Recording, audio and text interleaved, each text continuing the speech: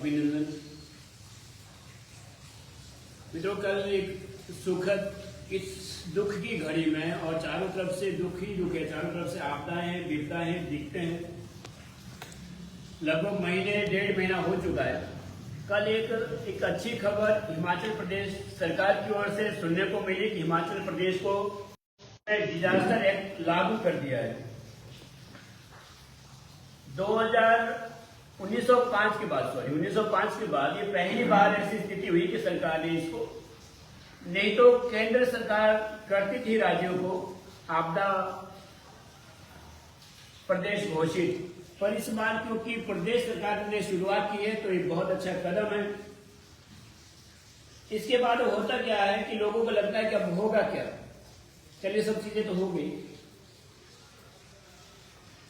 Central disaster relief fund जो है वो सीधा सेंटर से स्टेट को मिलता है। जितना नुकसान हुआ था उसका 60% और 40% लगभग स्टेट को देना होता है। तो स्टेट ने अपनी जिम्मेदारी पूरी कर ली कि हम देंगे। अब केंद्र के पाले में है कि केंद्र ये सब चीजें देगा या नहीं देगा। अगला इसमें रहता है कि मैंने उसमें 60 कहा था, 75% देता है सेंटर और 25% देता है स्टेट गवर्नमेंट, जो नुकसान स्टेट के अंदर हुआ है। अगला इसमें सरकार निर्देश देती है, सरकार के जो धारा 51 से लेकर 60 तक के तहत कार्रवाई हो सकती है। 60 में आईपीसी की धारा 188 के तहत सरकार के कार्य में उल्लंघन पैदा करना, बाधा पैदा करना। अगर आप कोई लोगों से ये भी निवेदन मैं जरूर करूंगा, इसके बाद कोई फेक वीडियो ना बनाए। आजकल एक प्रचलन चला हुआ है, पिछले दिनों हमने देखा कि एक वीडियो जो बना सजा है का प्रावधान है। लोगों को बचना होगा, लोगों को विशेष इस पे ध्यान देना होगा।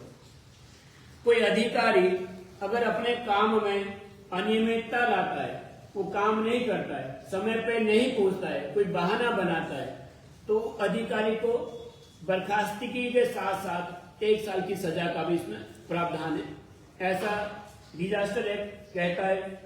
यहाँ पर बहुत सारी चीजें, धारा 56 के तहत सरकारी अधिकारी की ड्यूटी ना करने पर 1 साल की सजा है, ये ऐसा इसमें लिखा हुआ है। बहुत सारी चीजें थी।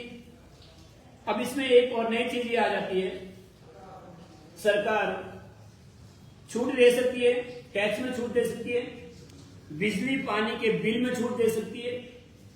छोटे दुकानदारों को उनका अगर नुकसान हुआ है उसकी भरपाई सरकार 100% कर सकती है, ऐसा नियम है, ऐसा कानून। छोटे छोटे व्यापारी को अगर कर्ज भी है लगभग 2 लाख, 4 लाख, 5 लाख, तो उसको भी सरकार देती है। सरकार अपने फंड से देती है, और फंड वही जिसमें 75% सेंट्रल और 25% स्टेट का होता है। छोटे छोटे पैकेज जैसे स्कूल, अस्पताल, इनको जल्दी से जल्दी बनाने के आदेश दिए जाते हैं। इसमें अब ये नहीं होता कि हाँ भी ठेका दे दिया, ठेकेदार आ रहा नहीं आ रहा। सरकार के आदेश से जो आपदा प्रभावित स्टेट अगर घोषित करते हैं, उसमें ये निश्चित होता है कि अगर कोई सरकारी बिल्डिंग गिरी है, स्कूल गिरा है, कोई जाएगा, डेडलाइन उसमें दी जाती है, इतने समय के अंदर उसे बन के तैयार होना है। ये तो आते नेता लोग आते हैं, भाषण देखते हैं, युद्ध स्तर पूरा, लेकिन युद्ध स्तर पे वो काम होता नहीं है।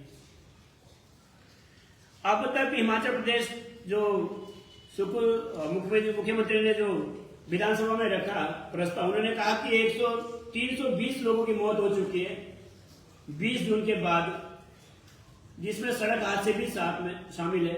वहीं पर 3000 करोड़ की संपत्ति का नुकसान हुआ प्रदेश में हुआ है। प्रदेश में इस मानसून सीजन में 20 जून से अब तक 231 बार आपदाएं आई है, जिसमें से 95 बार भूस्खलन हुआ है, 91 बार फ्लैश फ्लड हुआ है और 45 बार बादल फटे हैं। सबसे अधिक घटनाएं लाहौल स्पीति में दर्ज की है। ये माननीय मुख्यमंत्री जी ने अपने संबोधन में विधानसभा में ये सब चीजें कही थी। मुझे क्योंकि सरकार की किसी भी चीज के बारे में बताना होता है, लोगों को, जनता को उसके बारे में जागरूक करना होता है।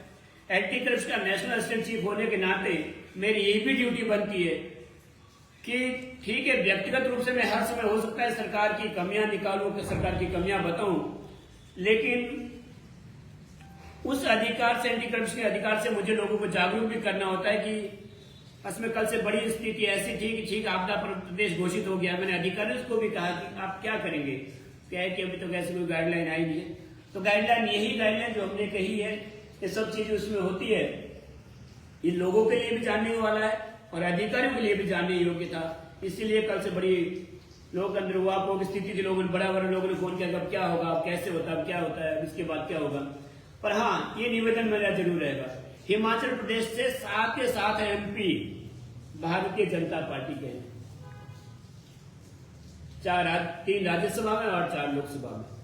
अब वो सुखविंदर सिंह सुक्खू जी ने गेम उनके पाले में डाल दिए। जयराम जी बड़े दौड़े, सिराज में बड़ी वीडियो वायरल हुई, कभी दौड़ रहे हैं, कभी कुछ कर रहे हैं, कभी कुछ कर रहे हैं। राजीव बिंदल जी की बहुत सारी वीडियो वायरल हो रही थी। अब देखना ये कि ये दिल्ली की दौड़ कितनी लगा पाते हैं, दोनों जयराम ठाकुर और राजीव बिंदल जी दिल्ली की दौड़ कितनी लगा पाते हैं।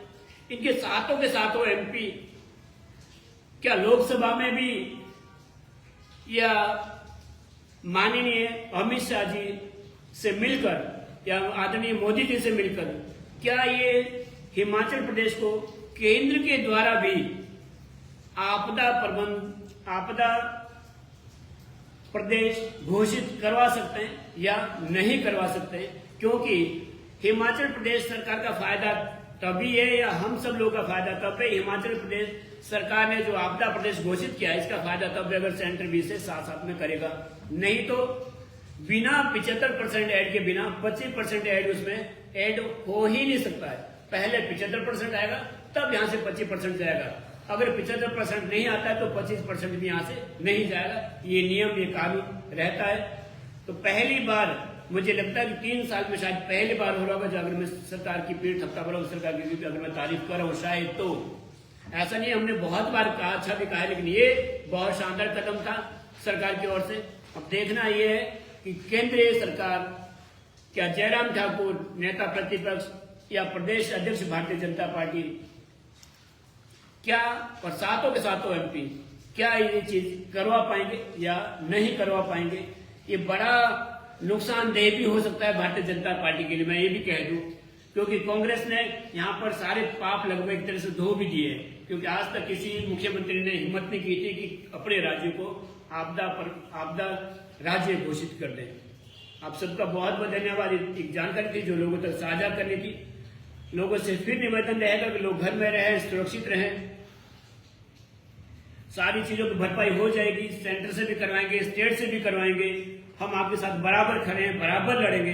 कल भी हमने लोगों से निवेदन किया था कि किसी को दवाई की जरूरत है, किसी को खाने की जरूरत है, राशन की जरूरत है, आप लोग कहें, बिल्कुल हर गांव में प्रत्येक व्यक्ति के पास मेरा नंबर उपलब्ध है, वहां भी आप लोग कहें। पर हाँ, अगर किसी की जान का नुकसान होता है तो उसकी भरपाई ना स्टेट गवर्नमेंट कर सकती है, ना सेंट्रल गवर्नमेंट कर सकती है। जान अमूल्य है, जान बेशकीमती है, उसे हमें खुद ही बचाना होगा। दोबारा से माननीय सुखविंदर सिंह सुक्खू जी और हिमाचल कांग्रेस पार्टी का इतना बड़ा फैसला लेने के लिए उन्हें धन्यवाद। और दोबारा निवेदन रहेगा भारतीय जनता पार्टी के सभी नेताओं से, चाहे MP है, MLA है, अध्यक्ष है, नेता प्रतिपक्ष है, क्या 75% आप सेंटर से दिला पाएंगे या नहीं दिला पाएंगे। बहुत बहुत धन्यवाद। सेंट्रल गवर्नमेंट ने 2013 में बिल लाया है कि सेंटर किसी भी स्टेट को डिजास्टर स्टेट घोषित नहीं करेगा। आर्थिक पैकेज दे सकता है, लेकिन किसी भी स्टेट को क्या आपदा प्रदेश घोषित नहीं करेगा। 2013 हो सकता है जी, 2013 की जो घटना थी वो क्योंकि एक पर्टिकुलर एरिया में घटना घटी थी, उत्तराखंड के पर्टिकुलर एरिया में घटना घटी थी, तो उसके लिए प्रदेश किसी प्रदेश को नहीं कह सकते। लेकिन इस समय की जो स्थिति हिमाचल प्रदेश के तमाम जगह, सभी जगह, और जो मैं कह रहा था कि ये सब चीजें जो आंकड़े जो दिए हैं मुख्यमंत्री साहब ने जो विधानसभा में आंकड़े रखे हैं, ये पर्याप्त है। शायद अपने आप में इतनी सारी मौतें होना, इतनी बार बादल फटना, ये सब चीजें बड़ी बहुत ठोस है ये अपने आप में। और विधानसभा में उन्होंने कहा तो ये अपने आप में ठोस है। और मैं ये भी निवेदन जरूर करूंगा सेंट्रल गवर्नमेंट से कि उन्हें ये सब ठीक उन्होंने लागू किया, लेकिन उन्हें ये भी लागू करना होगा कि अगर इस तरह से पूरे स्टेट में अगर आपदा आती है, क्योंकि उत्तराखंड की जो आपदा थी वो एक पर्टिकुलर एरिया में थी, तो इसलिए उसको तो पूरे राज्य कह भी नहीं सकते। लेकिन अभी तो पूरा का पूरा हिमाचल प्रदेश इससे प्रभावित हो रहा है। तो ऐसे में तो मुझे लगता है कि केंद्र गवर्नमेंट